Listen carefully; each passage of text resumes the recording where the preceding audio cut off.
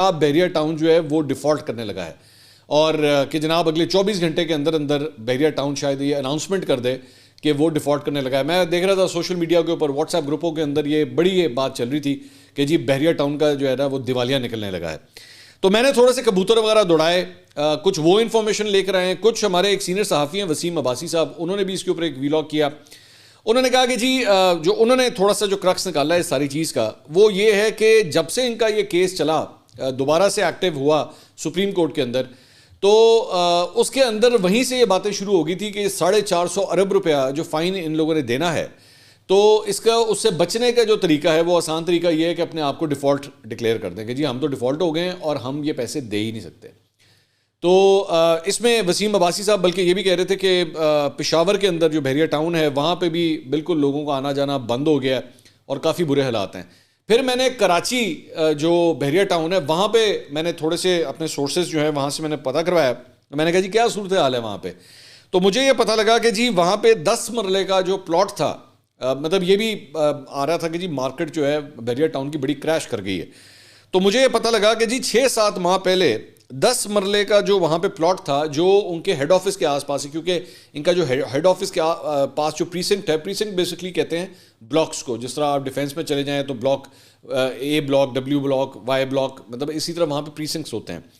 تو ان کے head office کے پاس جو پریسنکٹ ہے وہاں پہ آج سے 6-7 ماہ پہلے 10 مرلے کا جو پلاٹ تھا وہ 1 کروڑ 7 لاکھ 1 کروڑ 8 لاکھ کا تھا. آج اس کی قیمت جو ہے وہ تقریباً 70-72 لاکھ روپے ہو چکی ہے, یعنی اپروکسیمیٹلی کوئی 30% کا ڈراپ جو ہے اس کے اندر آ چکا ہے.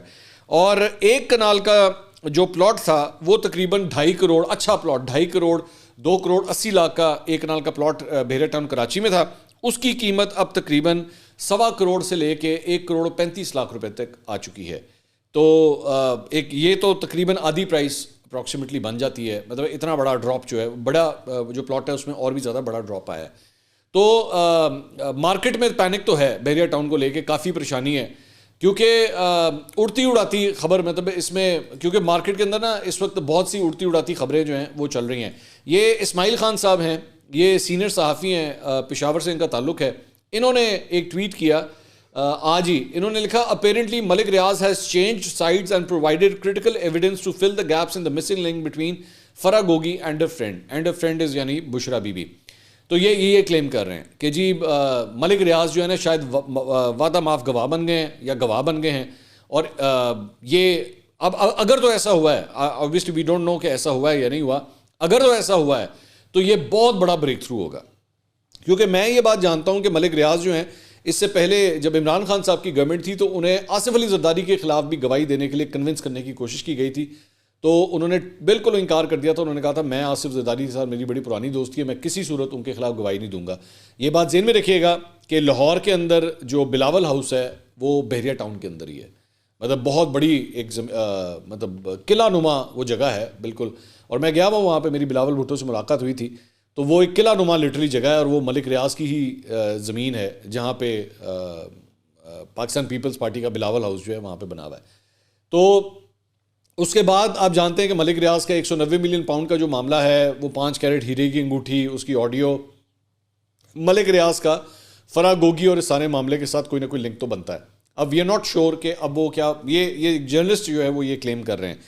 البتہ بحریہ ٹاؤن ملک ریاض صاحب کا جو ٹویٹر اکاؤنٹ ہے وہاں سے بحریہ ٹاؤن کی جانب سے ایک آفیشیل اسٹیٹمنٹ بھی جاری ہوا ہے, وہ بھی ہم آپ کے ساتھ شیئر کرتے ہیں.